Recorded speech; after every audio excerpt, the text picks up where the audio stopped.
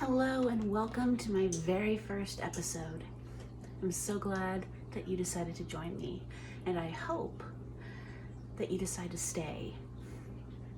Now, what are we going to be doing in this episode of mine, this first episode? We are going to be making diabetic-friendly peanut butter cookies. Why diabetic-friendly? Well, because my husband is a type 1 diabetic, and yet he still has a sweet tooth.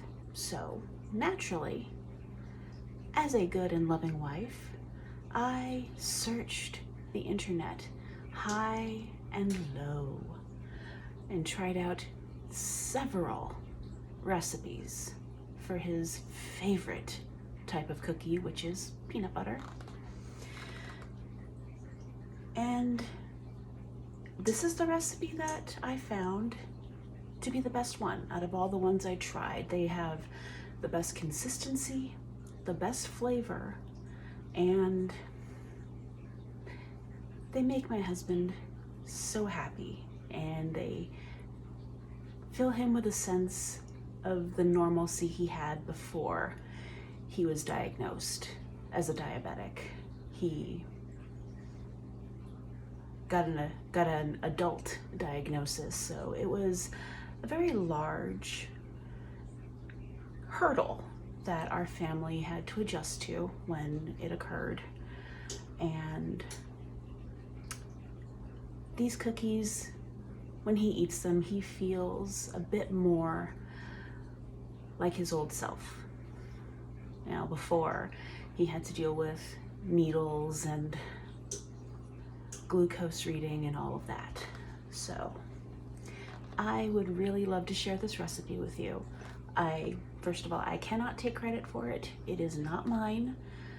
As I stated before, this is a recipe that I found, and I will be including the link in case you want to check it out on your own, and if you want to check out the other recipes that this very talented person has to offer.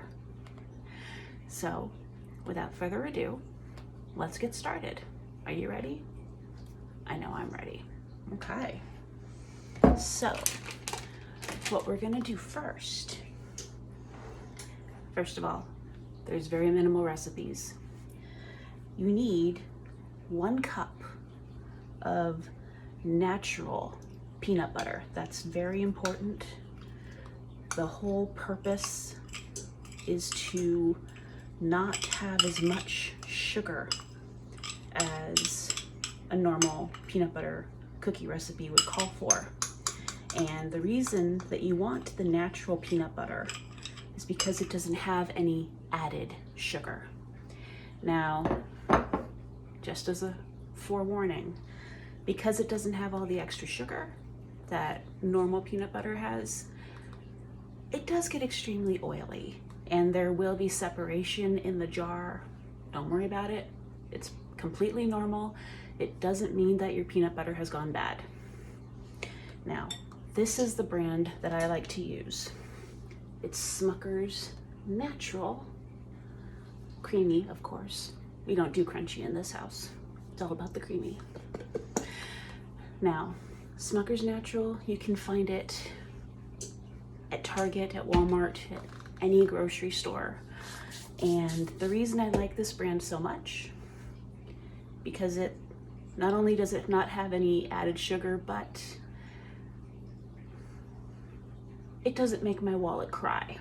You know, it's not super expensive, which unfortunately, let's face it, a lot of healthier food tends to be. So, to the cup of peanut butter, we are going to add 1 egg and 3/4 of a cup of artificial sweetener. Now, there are several brands on the market. My preferred brand of choice is Truvia. I find that it is the one brand that, one, doesn't upset my stomach or my husband's stomach And also, it doesn't have a very noticeable artificial taste that a lot of the artificial sweeteners have. They tend to have a weird aftertaste that I've noticed anyway. So Truvia is my brand of choice, but you probably have your favorite brand, and that is perfectly all right. Now, these are the 3 core ingredients of the cookies.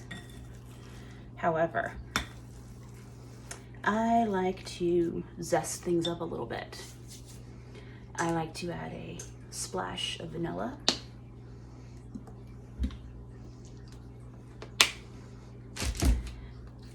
Now, it's not required. It's completely optional. If you don't want to do any extra additives, that is completely up to you. These are your cookies. And lastly, what I like to add, now I know this might seem a little bit weird, cinnamon. I love cinnamon, and just a little boop goes a long way. You don't have to go overboard with the cinnamon. That's my oven, letting me know that it is ready and preheated. Now, what was it? Oh yeah, the cinnamon. The cinnamon, in my opinion, it just cranks the flavor profile up just a teensy bit, gives the cookies a little extra something something to just make them special, give them special flavoring. It just makes them extra good, in my opinion. However, like I said, this is optional. If you don't like cinnamon, you don't have to add it. Or if you think it's weird to add cinnamon to a peanut butter cookie, you don't have to add it. I have had no complaints, but that's just me and my family. So, once everything is mixed together, here comes the messy part. You're gonna take little handfuls, form them into balls,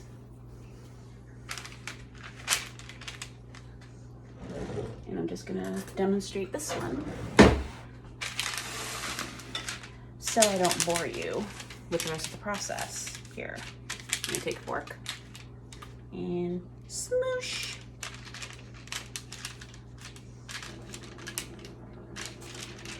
So it has the traditional peanut butter cookie look. So I'm gonna leave you for a minute so I can finish doing this, because let's face it, you don't wanna see me rolling up a bunch of dough. So I'll be back in a few minutes. And here we are, all ready to go. Now you're gonna stick these into a preheated oven at 350 degrees for between 10 to 12 minutes, depending on your oven. So yeah, I'll check back with you then. And here we are, all baked and smelling absolutely divine. Now, these cookies are going to be very soft when you get them out of the oven, so you need to let them cool for a while before you take them off of the cookie sheet. In fact, I let them cool for a bit before I even take them off of the sheet and put them onto a wire rack to finish cooling off because of how delicate they are when they first come out of the oven. They need to solidify a little bit, but once they're completely cold to the touch, go to town. Eat them to your heart's content. Now, what makes these cookies so great, in addition to the simplicity, anybody can make them, even if you're not a baker. there's no way you can mess these up. They're super easy to make. And most importantly, one cookie is only 4 carbs. So if you're a diabetic or you know somebody near and dear to your heart who's diabetic, they can have more than one of these without throwing their sugar levels all out of whack. So these would be a great gift, like if you're into giving baked goods as presents for the holidays to your loved ones. These would be great for the diabetic in your life. Or if you yourself are trying to cut back on sugar, you got yourself a new treat.